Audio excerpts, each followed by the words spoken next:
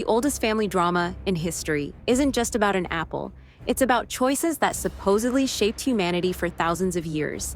And what's fascinating is how modern these ancient conflicts feel. That's exactly what strikes me about these stories. They're filled with themes we see plastered across social media today. Blame shifting, sibling rivalry, and the struggle with personal responsibility. You know what's particularly interesting? The text specifically mentions that Adam was present during Eve's temptation. He wasn't off somewhere else, he was right there watching everything unfold, which completely transforms our understanding of the story. So instead of being an innocent bystander, he becomes more of a passive participant. That's quite a different take from what most people assume. Well, and then we see this fascinating moment where God confronts Adam, and instead of taking responsibility, he immediately starts pointing fingers. The woman you gave me made me do it. It's like watching a modern courtroom drama unfold. That reminds me, isn't it interesting how God's response wasn't actually punishment? The text suggests he simply let natural consequences play out. Exactly. And speaking of consequences, let's talk about that incredible conversation between God and Cain. Before any violence occurs, God essentially gives Cain a therapy session saying, "Why are you angry? Why are you dejected?" The text even includes that powerful warning about sin lying in wait at the door. You know what fascinates me about the offerings themselves? It wasn't just about fruit versus meat, it was about intention and effort. Right?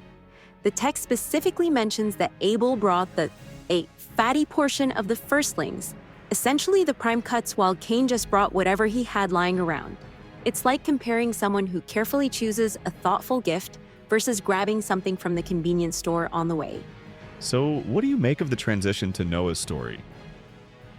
That seems like a complete reset of the human narrative. Well, what's fascinating about Noah's story is how it establishes this fundamental principle about human dignity. After the flood, we get this powerful statement: "Anyone who sheds the blood of a human being, by a human being shall that one's blood be shed." It's essentially laying the groundwork for human rights. That's quite profound, establishing both the sanctity of human life and the concept of justice in one statement. And you know what really stands out to me? The way these stories deal with intergenerational impact. We're talking about choices that affected not just individuals, but entire generations, something we're still grappling with in modern psychology. Well, that's exactly what makes these stories so relevant today. They're dealing with concepts we're still trying to understand in terms of generational trauma and inherited patterns. And here's something else to consider through all these challenging narratives. There's this persistent thread of hope.